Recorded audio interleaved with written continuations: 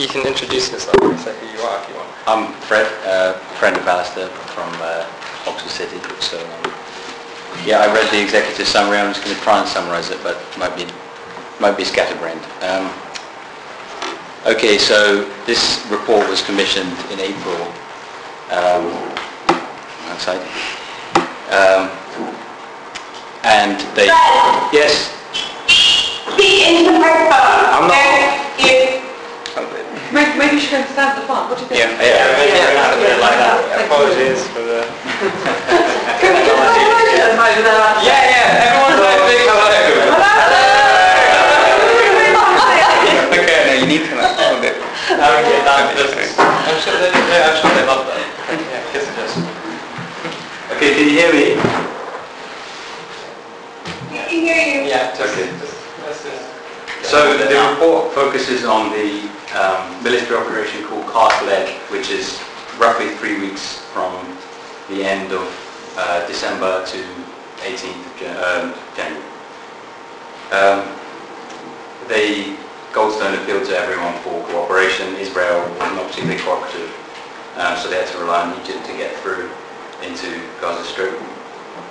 And it's all roughly all judgments are made within the framework of humanitarian and human rights law, the difference between which I'm not sure of. And they use a lot of different sources, basically everything they can get their hand on. The things that the reports are looking into is the blockade, which is economic and political isolation in Gaza Strip, on the borders and freedom of movement and supplies and that sort of thing.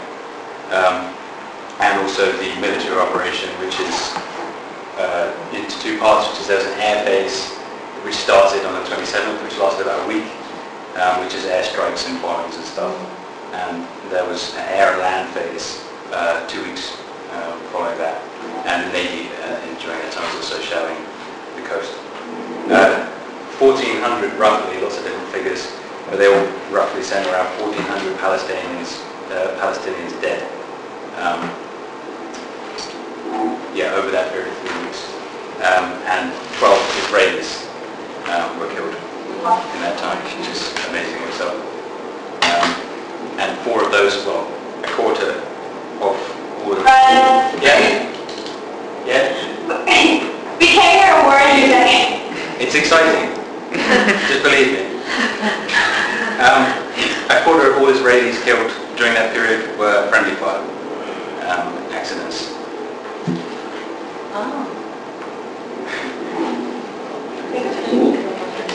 Of those 12? Yeah, 3. Yeah. Who's that according to? So then actually 91 the baby according to Israel. Is that Israeli sources? Or Fred, or whoever. I think you should call another Fred account. Or we'll call you. We didn't hear cars.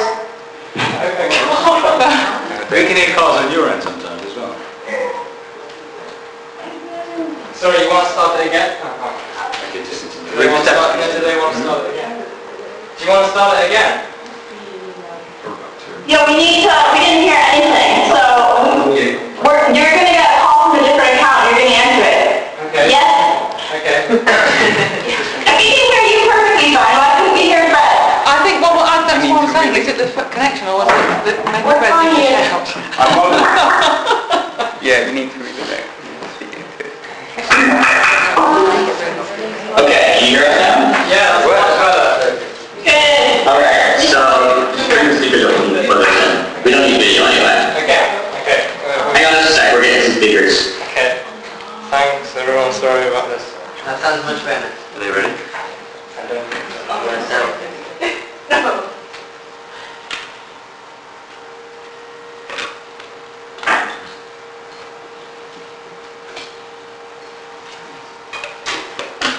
No, they do this to us.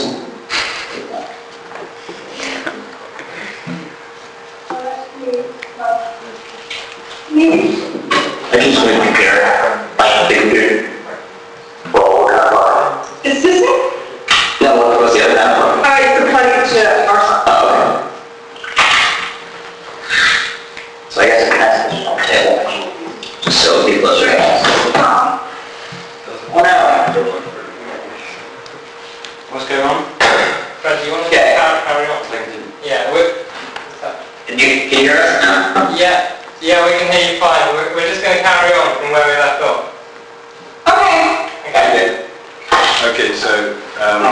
different sections that the report's broken up into. It's about 20 or something. I won't go through them all. But in fact, I'll try and keep it short as well. But yes, the Israeli attacks on the Gaza government. So Israeli calls all Gaza infrastructure, civilian or otherwise, they frame that as Hamas illegal infrastructure. So they can kill anything they like, including police stations. And on the first day, they killed 100 policemen. And that was, and over the whole period, they killed 240 policemen. So yes, any civilian-related stuff is fair game as far as they're concerned.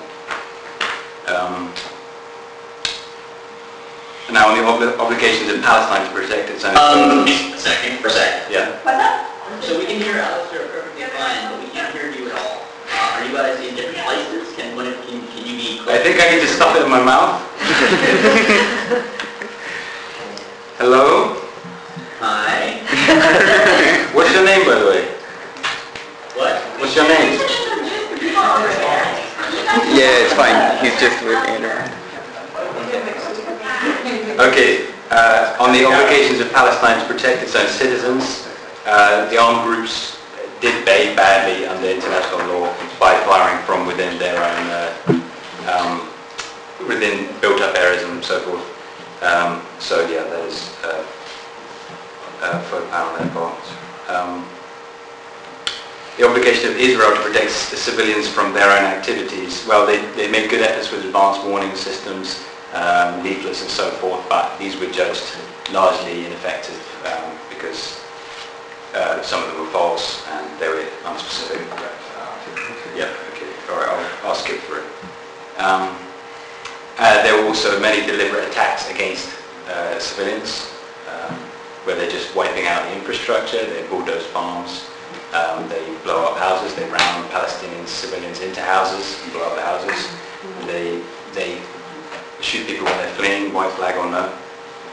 Weapons-wise, they use white phosphorus, which I didn't know this, but this is primarily used for cover as a smoke screen, but it actually has destructive effect and causes severe burns.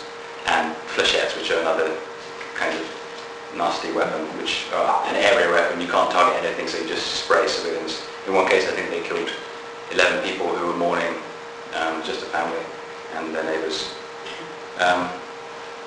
Okay. Yes, I've sort of covered the fact that it was a systematic effort to destroy their way of life by, they blew up a sewage plant, water treatment, these sorts of things. They used them as human shields, allegedly. It's quite hard to discern whether that's completely true, but they got Palestinians at gunpoint to go into houses where armed groups were fighting to see what happened. Okay.